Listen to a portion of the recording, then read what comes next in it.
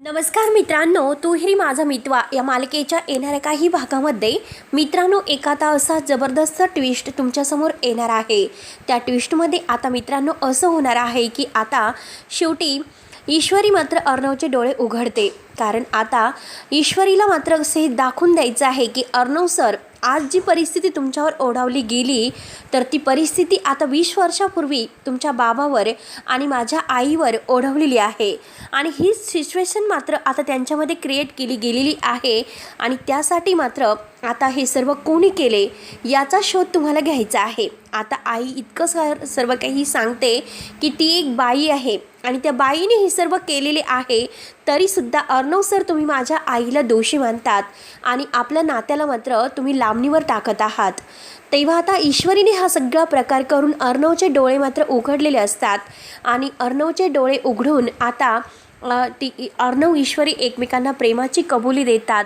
परंतु आता वल्लरी मामी नवीन असा काय गेम खेळते आणि ह्या वल्लरीने खेळलेल्या गेममध्ये ती ईश्वरीच्या जीवावर कशी उठते हे आपण ह्या व्हिडिओमध्ये पाहणार आहोत। तरीसुद्धा ईश्वरी या संकटातून मात्र आता वाचतेच आणि वल्लरीचं सत्य शेवटी बाहेर काढतेच। तेव्हा मित्रांनो हा व्हिडिओ शेवटपर्यंत नक्की बघत राहा आणि जर तुम्ही आपल्या चॅनलवर नवीन असाल तर चॅनलला सबस्क्राईब करण्यासाठी मात्र विसरू नका। तेव्हा मित्रांनो हे बघा, आता ईश्वरीने अर्णवचे डोळे उघडलेले आहेत। अर्णवला सत्याची पारख होते। आता मिस इंदोरची आई निर्दोष आहे, ज्या बाईला आपण आई मानतो, आईचं प्रेम आपल्याला तिने दिले आणि त्या बाईवर आपण एका चुकीच्या व्यक्तीमुळे संशय घेतला, यामुळे आता अर्णवला खूप पश्चाताप होतो। अर्णव सारखा विचारात पडतो आणि तो आता हात जोडून ईश्वरी आणि अर्णव, अंजली ते सुप्रिया यांची माफी मागतो।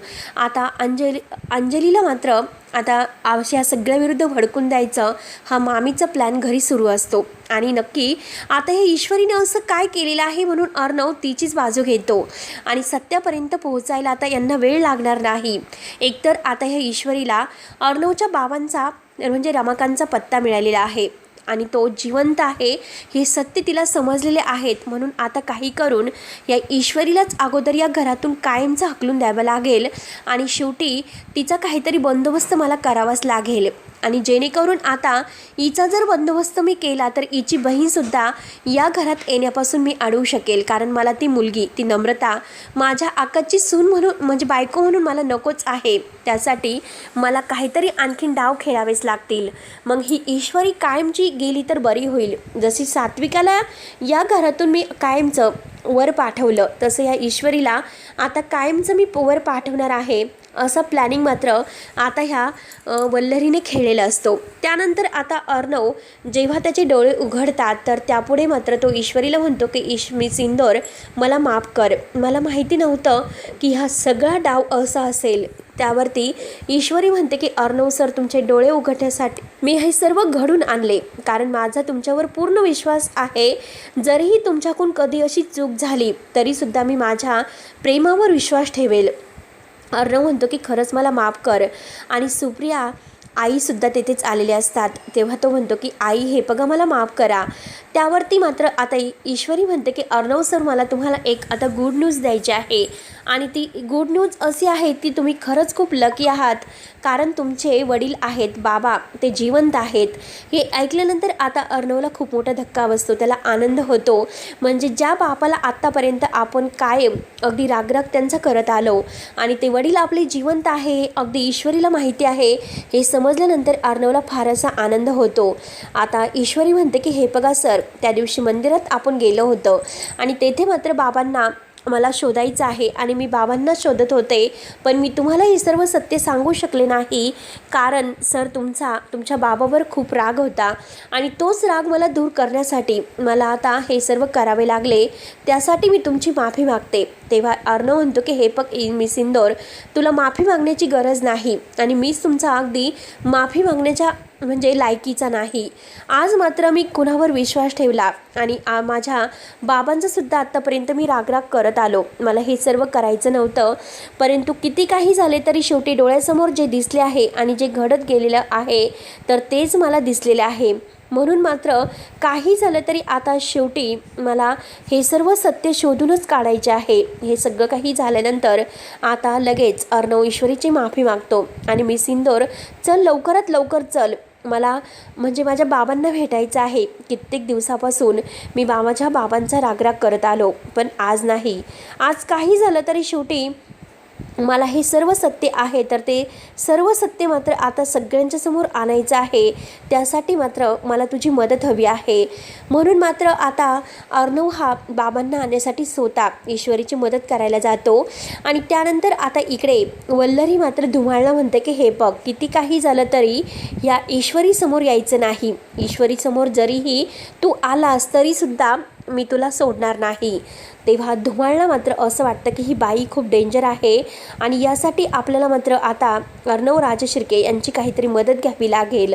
आणि त्यासाठी मला आता अर्णव सरांना भेटावंच लागेल, कारण ही जी बाई आहे ना, ती बाई खूप डेंजर आहे आणि या बाईमुळे काही पण होऊ शकतं, कारण आपण धोक्यात येऊ शकतो. आत्तापर्यंत जे केलेलं आहे तर ते आता यापुढे करायला नको. त्यासाठी आता आपल्याला अर्णवला पुरावे द्यायलाच हवे. त्यानंतर अर्णव प्रत्येक गोष्ट ईश्वरीची ऐकतो आणि ईश्वरीला म्हणतो की हे बघ ईश्वरी, आज मला तुला एक सत्य सांगायचं आहे. तेव्हा दोघंही एकमेकांच्या प्रेमाची कबुली देतात, एकमेकांना घट्ट अशी मिठी मारतात आणि दोघंही खुश होतात. आता मंदिरात गेल्यानंतर आता त्यांना तिथे काही अजूनपर्यंत बाबा काही सापडलेले नसतात आणि बाबा सापडलेले नाही म्हणून आता अर्णव म्हणतो की कुठे असतील माझे बाबा. त्यावरती ईश्वरी म्हणते की हे बघा अर्णव सर, तुमचे बाबा आहेत ना, तर तुम्ही ह्या साईडला शोधायला जा आणि मी त्या साईडला जाते. आणि त्याच वेळेस मात्र आता वल्लरीचे गुंड आहे आणि वल्लरीने जे गुंड पाठवलेले आहे तर ते गुंड आता ईश्वरीला तेथे किडनॅप करायला येतात. ईश्वरीला मागून येऊन आता ईश्वरीच्या डोक्यामध्ये मारणार. तोच लगेच आता ईश्वरी पाहते. ईश्वरी मात्र त्यांच्या हातातून सुटण्याचा खूप प्रयत्न करते, पण तरीसुद्धा ते ईश्वरीच्या डोक्यात मारतात आणि ईश्वरीला मारून मात्र आता ते तिला किडनॅप करून घेऊन जात असतात. आणि त्याच वेळेस तेथे अर्णव धावतच येतो आणि अर्णव आपल्या ईश्वरीला वाचवतो आणि आता त्या गुंडांची चांगली धुलाई करतो. त्या गुंडांची चांगली धुलाई केल्यानंतर आता ते गुंडांना विचारतो की तुम्हाला इथे कोणी मारण्यासाठी पाठवलं होतं. तेव्हा आता वल्लरीचं नाव घेतलं जातं. वल्लरीचं नाव घेतल्या क्षणी मात्र आता अर्णवला फार चीड येते. अर्णव म्हणतो की मामी ह्या थराला जाऊ शकते का.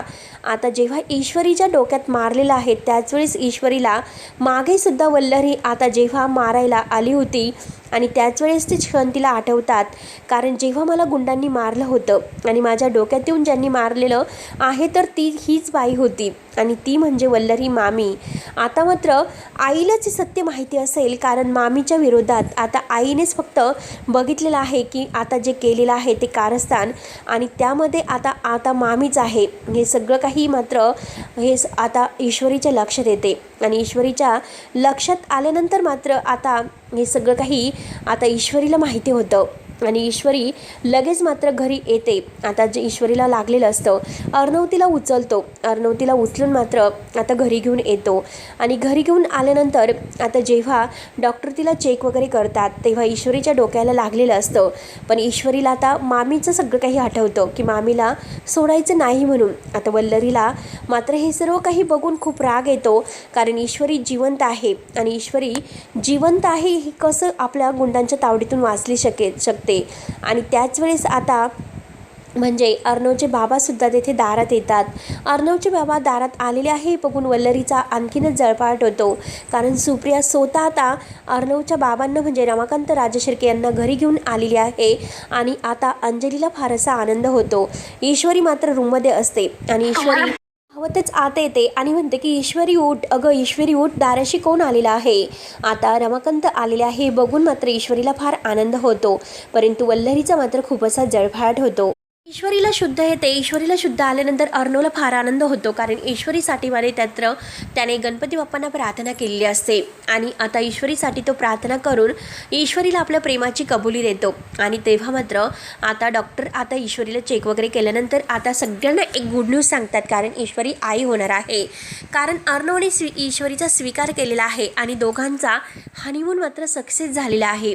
आणि त्या क्षणी आता बाबा जेव्हा घरात पाय ठेवतात तेव्हा आता वल्लरीच्या अगदी म्हणजे उतरती कळा तिला सुरू होते आणि ईश्वरी मात्र सगळ्यांच्या समोर आता वल्लरीचं कारस्थान आणते आणि आता वल्लरीचं कारस्थान सगळ्यांच्या समोर सांगितल्यानंतर आता सगळेजण आता ह्या वल्लरीचा खूपच रागराग करतात आणि वल्लरीला मात्र भयानक शिक्षा देतात। तेव्हा वल्लरी सगळ्यांची माफी मागते, परंतु तिला माफ करण्याजोगं आता अर्णव सर म्हणतो की नाही, माझ्या आईच्या मृत्यूला कारणीभूत असणाऱ्या बाईला मात्र आता मी माफ नाही करू शकत, तिला पोलिसांच्या स्वाधीन करावंच लागेल, कारण आज माझ्या आई वडिलांच्या संसाराच्या जीवाशी ती खेळलेली आहे आणि माझ्या मिस इंदोरला सुद्धा ती मारायला निघालेली आहे। कारण आज मिस इंदोरचा जो काही गुंडांनी पाठलाग केला होता, गुंडांनी हल्ला केला होता, तर त्या सगळ्या मागे वल्लरीचं नाव आलेलं आहे। आणि त्याच वेळेस आता रमाकांत राजशिर्के कारण धुमाळला सुद्धा ते घेऊन आलेले असतात आणि धुमाळच्या तोंडून सत्य काही सगळं वधून घेऊन मात्र आता सगळ्यांच्या समोर ह्या सत्याचा उलगडा होतो। आणि त्यात म्हणजे आता रमाकांत आल्या क्षणी आता घरामध्ये आता एक अशी गुड न्यूज सुद्धा ऐकायला येते, म्हणजे आपली ईश्वरी प्रेग्नेंट असते आणि आता रमाकांतचं आल्या क्षणी मात्र आता घरामध्ये आनंदाची बातमी सुद्धा येते आणि आता सगळेजण खूप असे आनंदित होतात आणि आता ह्या वल्लरीला मात्र तिच्या पापाची शिक्षा मिळते। आणि यापुढे आता हा राजेश नवीन आणखीन काय प्लॅन खेळतो, ईश्वरी आणि अर्णव या दोघांना वेगळं करण्यासाठी तो आणखीन काय काय डाव रचतो, हे बघणं आता खूपच इंटरेस्टिंग ठरणार आहे। त्यासाठी मित्रांनो आता आपला व्हिडिओ शेवटपर्यंत नक्की बघत राहा आणि आपल्या चॅनलवर नक्की सबस्क्राईब करत राहा। व्हिडिओ आवडल्यास नक्की कमेंट करायला विसरू नका। तोपर्यंत मात्र धन्यवाद।